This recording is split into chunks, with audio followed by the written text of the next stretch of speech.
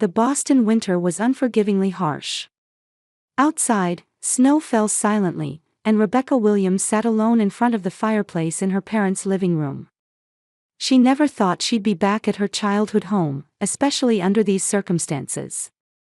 "Rebecca, dinner's ready," her mother Eleanor's voice called from the kitchen. Though it sounded warm and kind on the surface, Rebecca could detect a hint of irritation. "Yes, I'm coming," Rebecca said, slowly rising to her feet, unconsciously placing a hand on her abdomen. It had been only 2 weeks since she discovered her pregnancy. Morning sickness and fatigue left her body worn out, and her mind was in turmoil. 3 months after she and David had separated, her life had taken a dramatic turn. In the dining room, her father Walter was already seated, reading a newspaper. He had worked as a bank manager until retirement and was now enjoying a comfortable life on his pension.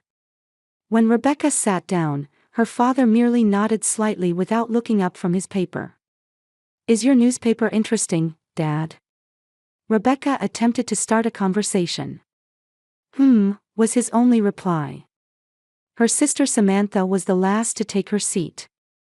Unlike Rebecca, she was bright and energetic, usually the most talkative member of the family.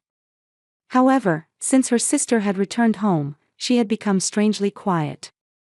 "I was so busy today with client meetings," Samantha said, picking up her wine glass. She worked at a marketing company and always had exciting work stories. "We're starting a new project.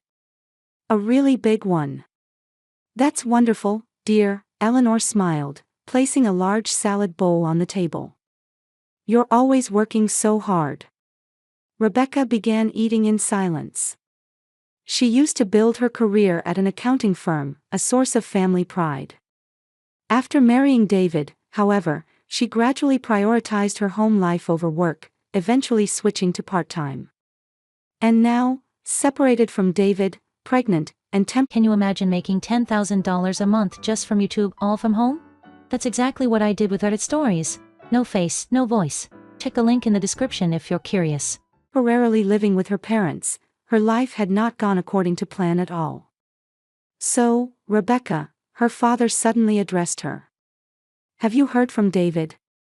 Rebecca caught her breath for a moment. "Yes, a little. But nothing's been decided yet."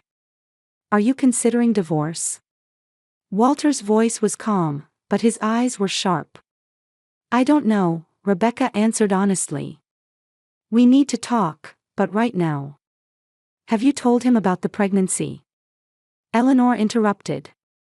The concern in her tone seemed more like irritation about the complexity of the situation rather than worry for her daughter. "Not yet," Rebecca answered in a small voice. "I'm waiting for the right moment." A heavy silence fell over the table. Rebecca felt the family's eyes on her. Judging her, expecting something from her.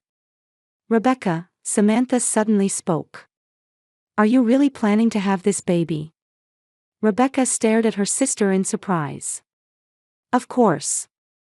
Why would you ask that?" "Because, can you raise a child alone? What about your job? Money? And..." Samantha's words trailed off. "And what?" Rebecca's voice grew slightly stronger. "Nothing," Eleanor intervened, smoothing things over. "We're just worried about you. We want you to make the best decision." Rebecca nodded silently.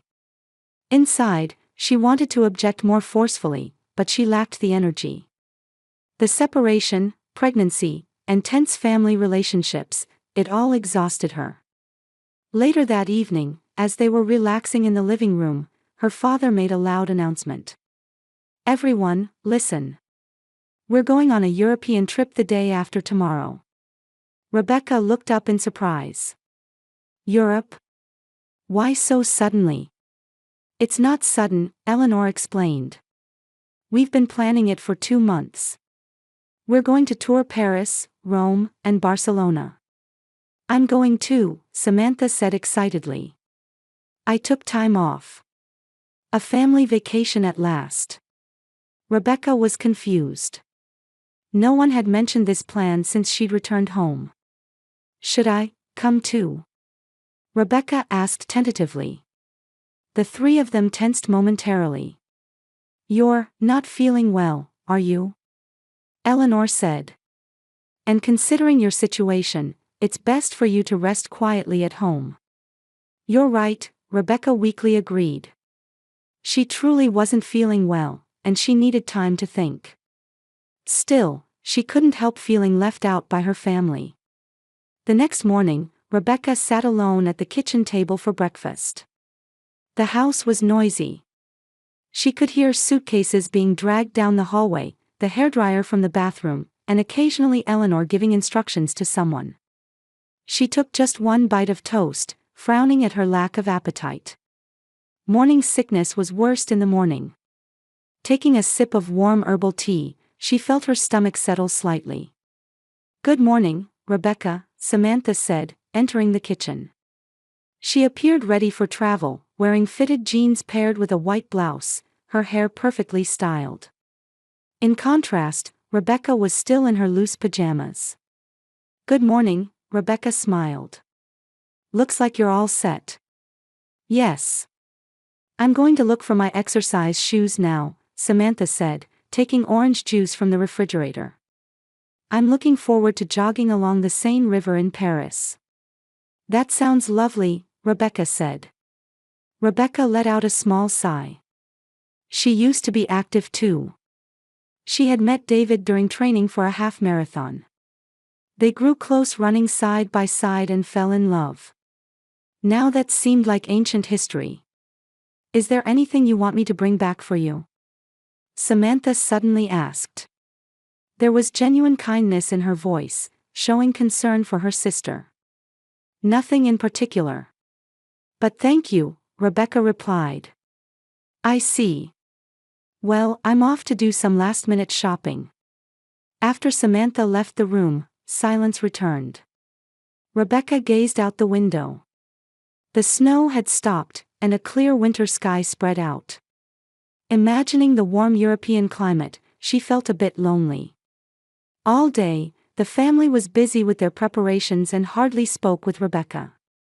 She spent her time reading books in her room or gazing out the window. Occasionally, she heard her parents' hushed conversations in the hallway, but they would fall silent whenever she approached, so she couldn't tell what they were discussing. In the evening, the doorbell rang.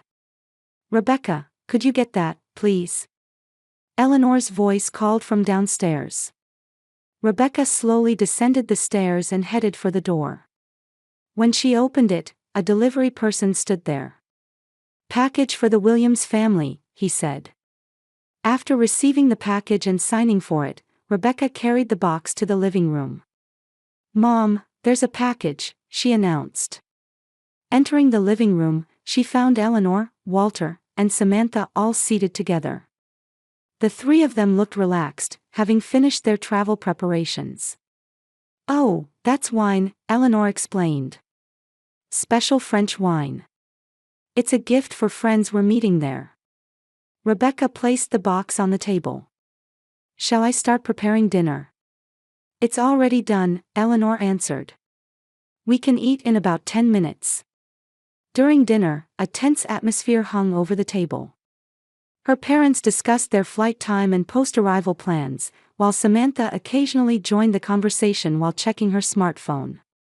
Rebecca continued eating quietly, rarely participating in the conversation. "Rebecca," Eleanor suddenly said. "There are a few things I want to discuss about while we're away." Rebecca looked up. "What is it?" "First, I've stocked the refrigerator with plenty of food. Also, I've posted an emergency contact list on the kitchen board." "I understand. And please don't touch the wine cellar in the basement.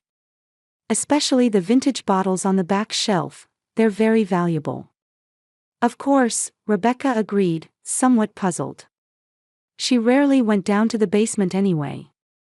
After dinner, the family began to relax in the living room. Rebecca was helping with cleanup in the kitchen when she overheard a conversation. "Are you sure this is all right?"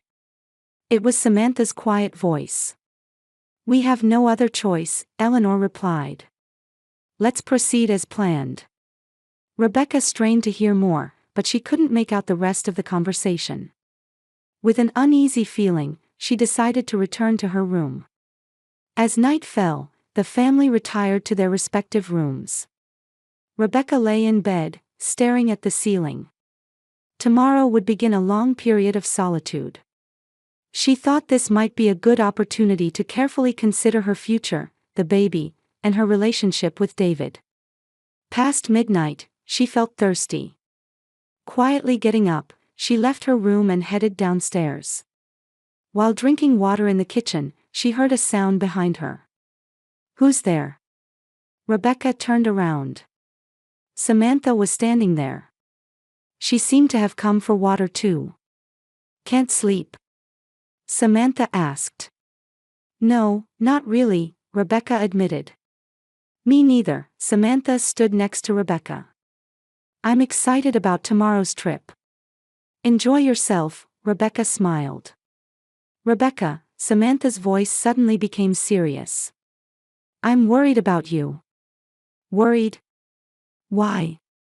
This pregnancy. Are you really going to be okay on your own? Rebecca took a deep breath. I'll be fine. I take responsibility for my decisions. But how will you raise a child when you can't even fix your relationship with David? There was a hint of irritation in Samantha's voice. That's for me to figure out, Rebecca's voice hardened. Why are you being so stubborn? Samantha's voice suddenly grew louder. Why don't you just have the baby and go away? Stop interfering with our lives. Rebecca froze at her sister's words. What did you say? Samantha's expression faltered for a moment, but quickly filled with determination. Come with me, she said. She grabbed Rebecca's arm and began pulling her. What are you doing? Let go. Rebecca resisted, but her pregnancy had weakened her, and she was no match for her athletic sister. Samantha dragged Rebecca from the hallway to the door leading to the basement and down the stairs. Rebecca struggled desperately, but suddenly felt a push from behind and nearly tumbled down the stairs. She managed to grab the handrail to avoid falling completely, but still collapsed on the basement floor. Samantha. What are you thinking? Rebecca's voice trembled with fear and anger. Good luck with your babysitting, Samantha said coldly, closing the door. The sound of a key turning echoed in the darkness of the basement. Rebecca rushed to the door and frantically tried to turn the knob. But the door wouldn't budge. Open up. Samantha. Mom. Anyone. Her cries reached no one, and soon the house fell silent. In the basement darkness, for the first few hours, Rebecca's mind was blank with confusion and fear. She knocked on the door repeatedly, screamed, and called for help, but there was no response. Her family had truly left her behind and gone on their trip. As her eyes adjusted to the darkness, she gradually began to make out her surroundings. There was a small window near the ceiling that let in faint light. Using this light, Rebecca started to explore. The basement was larger than she had thought. Walter's wine collection lined an entire wall of shelves, and old furniture and unused appliances were piled in the corners. There was a small bathroom area in the back with an old toilet and a small sink. Basic survival was possible. In one corner of the floor, there was a cardboard box. Opening it, she found some bread, bottled water, and canned goods. Her family had left just enough food to keep her from starving. Rebecca gave a bitter smile. What thoughtfulness! Why? She whispered in the darkness. She couldn't understand the sudden change in her family's behavior, especially her sister Samantha's. Certainly, her pregnancy might have been unexpected for the family, but was it enough to deserve such treatment? She gradually lost her sense of time. Only the sunrise and sunset visible through the window told her of time's passage. Rebecca tried to escape numerous times. She kicked at the door, reached for the window, tried to stack furniture to climb up to the window, but all in vain. The door was securely locked, and the window was too high to reach. On the second day, Rebecca began to regain her composure. Panicking wouldn't improve the situation. Her first priority was to protect her and her baby's health. She planned to eat the food carefully and ration the water. Then she began to devise new escape plans. On the third day, she decided to investigate the basement more thoroughly. While examining the shelves behind the wine cellar, she discovered an old toolbox. Inside were basic tools, screwdrivers, pliers, a hammer. I might be able to do something with these, she thought, beginning to feel hopeful. She could try to remove the window frame or take the door hinges off. However, when she actually tried, these plans proved difficult to execute. The window frame was embedded in concrete, and the door hinges were on the outside. On the fourth day, Rebecca made another discovery. She found an old album in a box. Opening it to pass the time, she saw family photos, her parents when they were young, Rebecca and Samantha as children, and then. "This is." Rebecca gasped.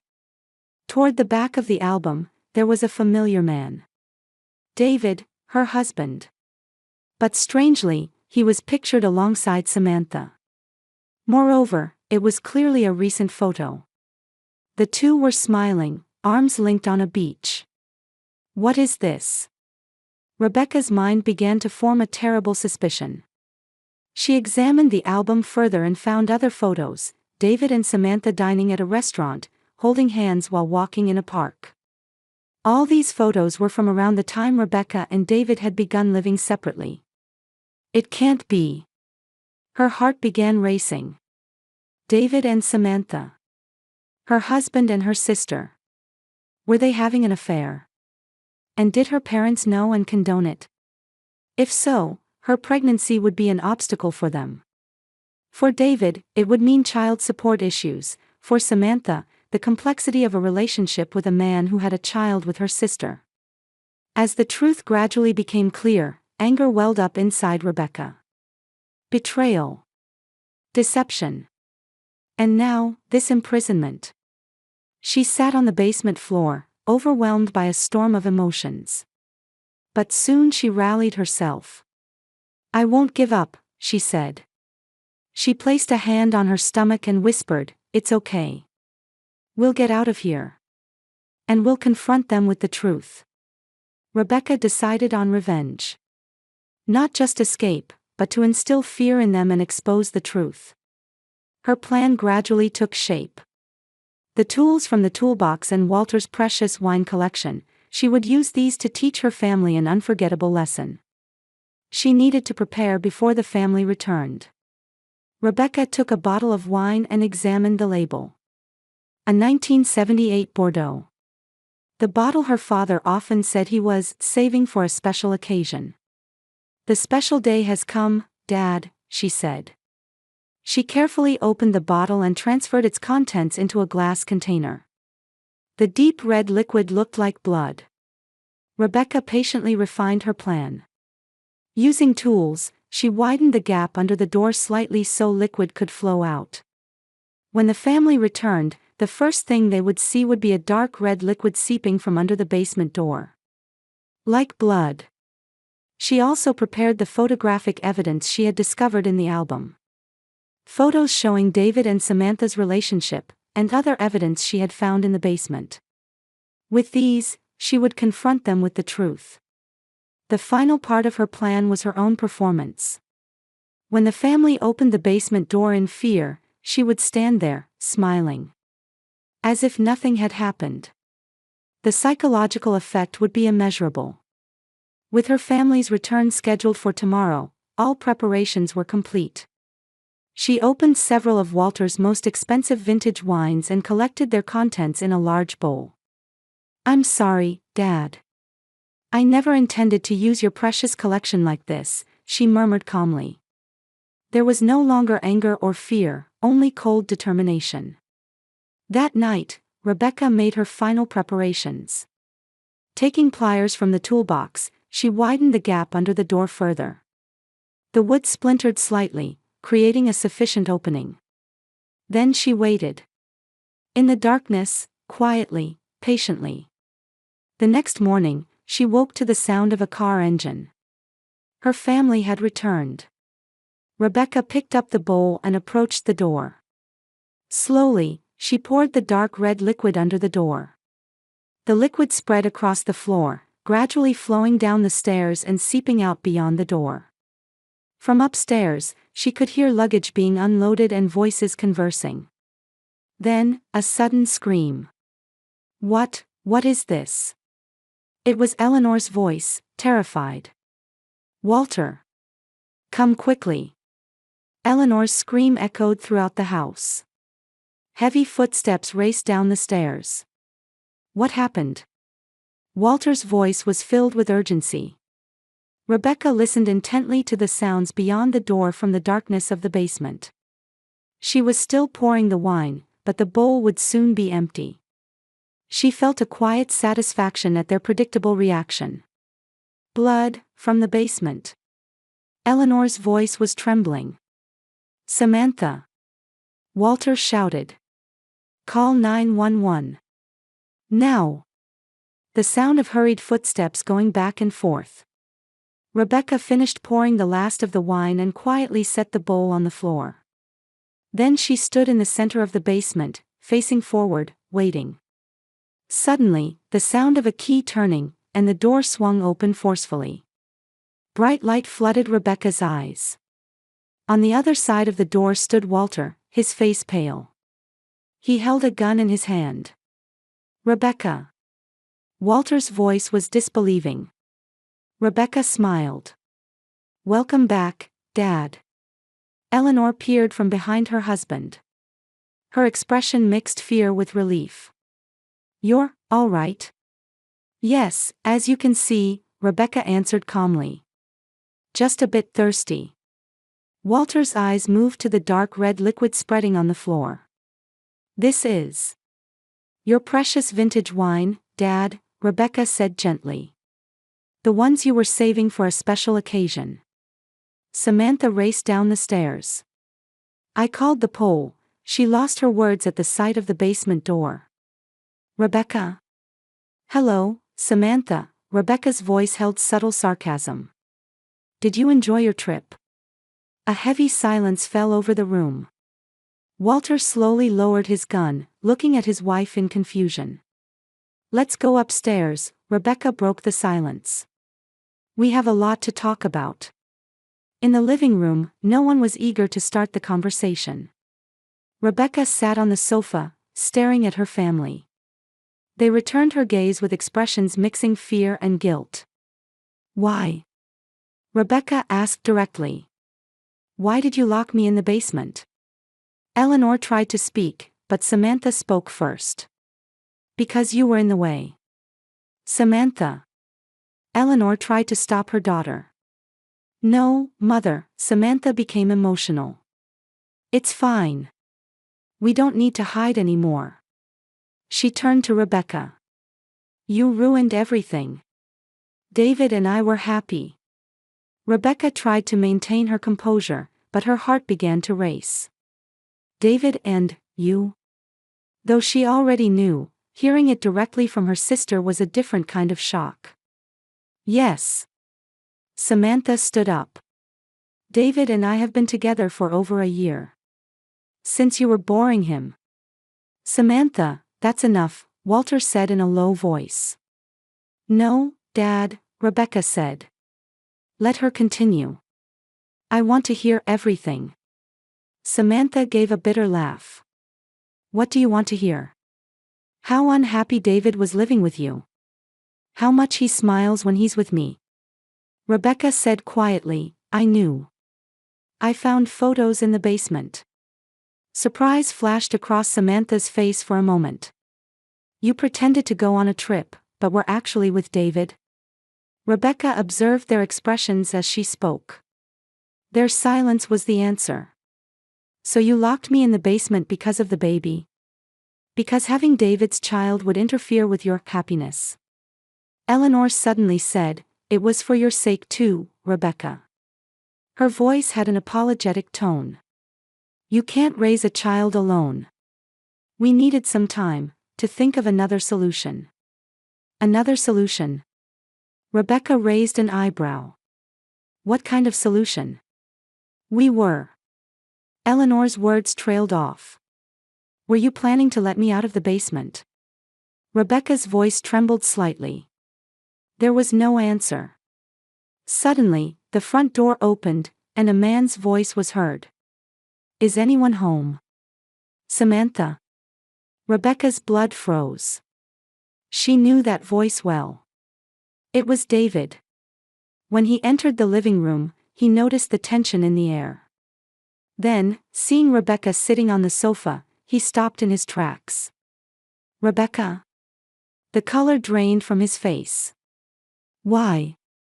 Hello, David, Rebecca said evenly. How was Europe? David looked at Samantha in confusion. Samantha bit her lip and shrugged. She was supposed to be in the basement. Samantha said in a small voice. Shock spread across David's face. What did you say? Rebecca quietly stood up. I was locked in the basement, David. While you all enjoyed your European vacation, she said with irony. That's.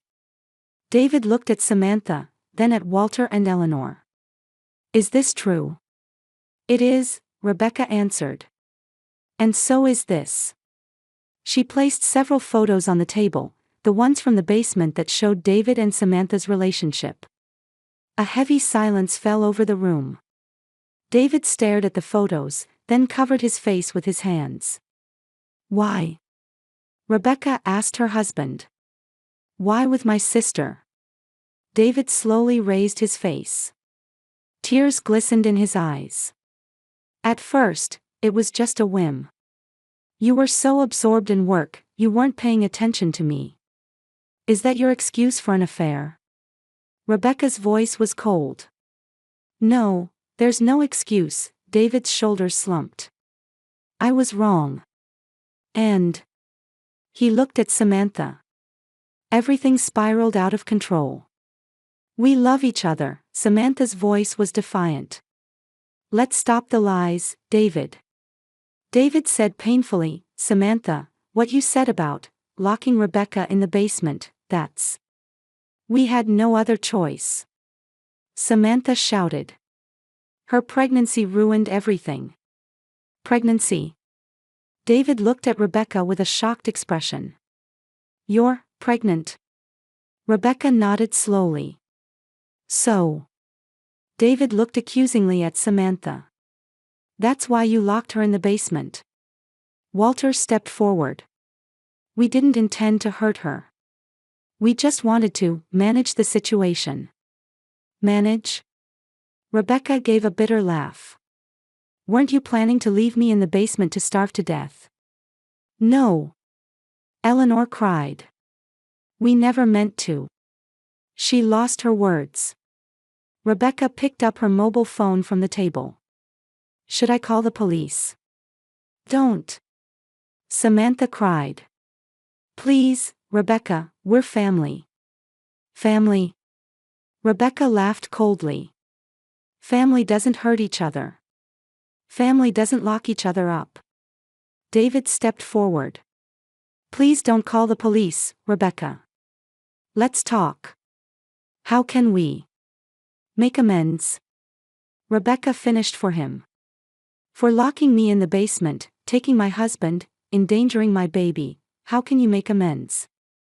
The whole family fell silent.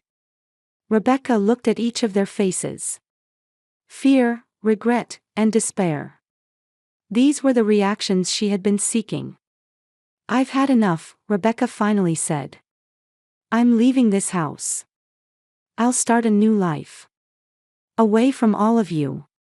Rebecca. Eleanor said through tears. Please forgive us. I don't know if I can forgive you yet, Rebecca said quietly. But one thing is certain. This child and I can be happy without you. She left the living room and headed upstairs to her room, leaving behind what was once her family, once her husband, and the memory of betrayal. While packing her belongings in her room, she gazed at the snowy landscape outside the window. A new season was about to begin. 6 months later, in a small house in suburban Boston. Spring sunlight streaming through the window created a bright rectangle on the living room floor. Rebecca sat in a rocking chair, holding her 2-week-old baby. The little girl showed a peaceful sleeping face in her mother's arms. "Emma, you're such a strong girl," Rebecca kissed her daughter's cheek lightly. "Just like your mommy." The doorbell rang, and Rebecca quietly stood up. Opening the door, there stood David. In his hands were a bouquet and a small gift. "May I come in?" he asked tentatively. Rebecca silently invited him in. There was still tension between them, but not as cold as before. Entering the living room, David saw the sleeping baby. "She's truly beautiful," his voice trembled with emotion. "Yes," Rebecca adjusted her hold on her daughter. "A strong and beautiful girl." David sat on the sofa and said with a nervous expression, "I'm truly sorry. For endangering you and the baby, for betraying you, for everything." Rebecca listened in silence. This wasn't the first time David had apologized. Since that day, he had contacted her multiple times, informing her that he had completely ended his relationship with Samantha. "I want you back," David said with a serious gaze. "Won't you give me another chance? As Emma's father, and as your husband." Rebecca looked out the window. Over the past 6 months, she had learned to live independently. A new job, a new home, and new friends. She had proven she could live strongly on her own. "It will take time," she finally said. "We can't go back to how things were right away. But..." She exhaled softly. "I think Emma needs a father. Perhaps it's worth trying again." Hope lit up David's face. "Thank you, Rebecca." That evening, Rebecca received a phone call. It was from Eleanor. "How are you doing?" Her mother's voice was hesitant. "Emma and I are both fine," Rebecca answered briefly. "Would you let us see her, our granddaughter?" Eleanor's voice was pleading. After a long silence, Rebecca said, "Someday. But not yet." "I understand," Eleanor's voice mixed resignation with hope. "We'll wait." "And, about Samantha? How is she?" Rebecca asked calmly. "She's started living alone. In New York. She's reflecting too." Rebecca said nothing. Forgiveness takes time. And she would never forget. That night, Rebecca sat beside Emma's bed, holding her tiny hand, thinking. Her life had taken unexpected turns. There had been suffering, but beyond that, she could see the possibility of new happiness. "We'll be okay, Emma," she whispered. "No matter what happens, we'll live strongly." Outside the window, the twilight sky turned red, announcing the beginning of a new night. Rebecca's new life, too, had just begun.